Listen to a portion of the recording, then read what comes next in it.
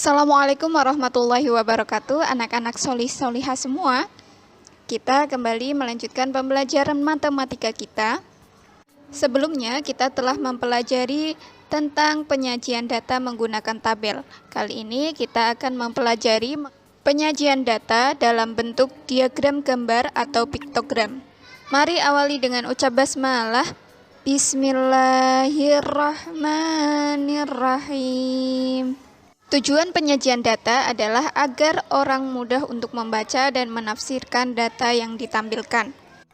Penyajian data dalam bentuk diagram gambar atau piktogram merupakan suatu cara menampilkan besar data dengan menggunakan gambar-gambar tertentu yang sesuai dengan data yang diperoleh. Penyajian data menggunakan diagram gambar berarti data diwakili oleh gambar, sehingga nampak menarik. Kelebihan penyajian data menggunakan piktogram atau diagram gambar adalah data lebih tampak menarik untuk dibaca. Sedangkan kekurangannya, diagram gambar sulit untuk menggambarkan jumlah data yang hanya sepertiga atau seperempat atau seperlima dari jumlah yang ada. Sekarang di sini ada sebuah data peminjaman buku di sebuah perpustakaan. Pada hari Senin, ada sebanyak 25 siswa yang meminjam buku di perpustakaan. Hari Selasa, ada sebanyak 20 siswa. Hari Rabu, sebanyak 30 siswa. Hari Kamis, sebanyak 15 siswa. Hari Jumat, sebanyak 30 siswa. Dan hari Sabtu, sebanyak 45 siswa. Data tersebut dapat kita sajikan dalam bentuk diagram gambar. Bagaimana caranya? Banyaknya siswa yang meminjam buku, kita wakili dengan sebuah gambar. Di sini ada dua gambar anak yang sedang membaca buku. Kita gunakan gambar ini untuk mewakili jumlah data yang ada. Misalnya, gambar anak laki-laki dengan buku hijau untuk mewakili 10 orang yang meminjam buku. Sedangkan gambar anak perempuan dengan buku kuning untuk mewakili 5 orang yang meminjam buku.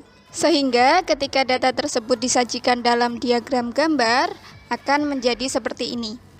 Pada hari Senin ada 25 anak yang meminjam buku.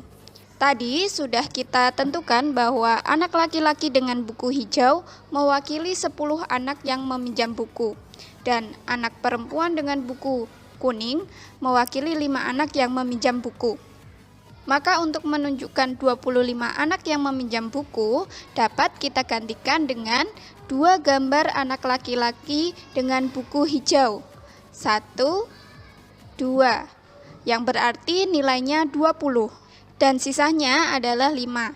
Dapat kita wakili dengan satu gambar anak perempuan dengan buku kuning, yang nilainya 5.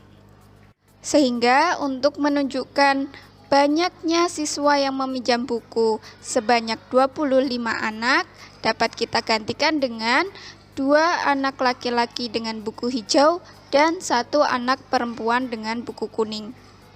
Selanjutnya di hari Selasa ada 20 anak yang meminjam buku.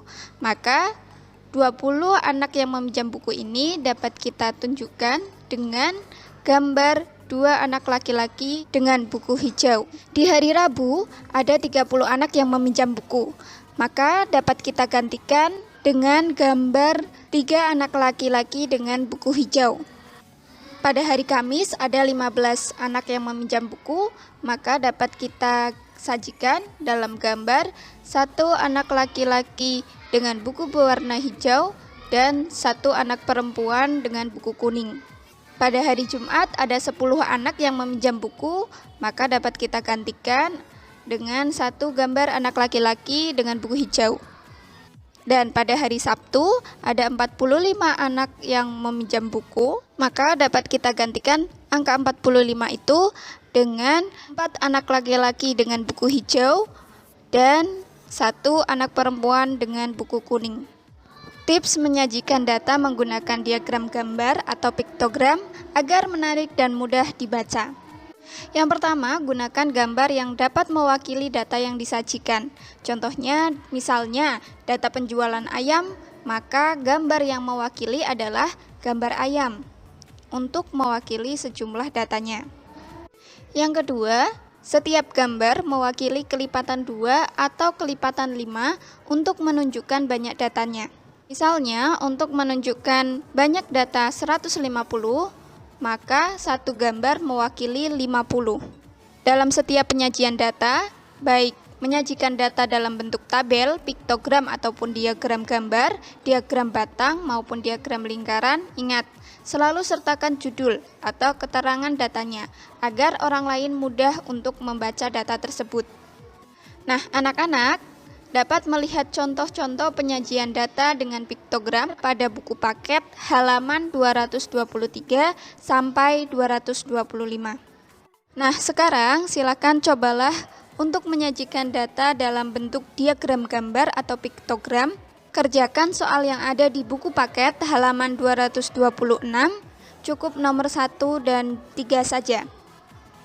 Sekian dari Ustazah. Mari ucap hamdalah. Alhamdulillahirabbil alamin. Wassalamualaikum warahmatullahi wabarakatuh.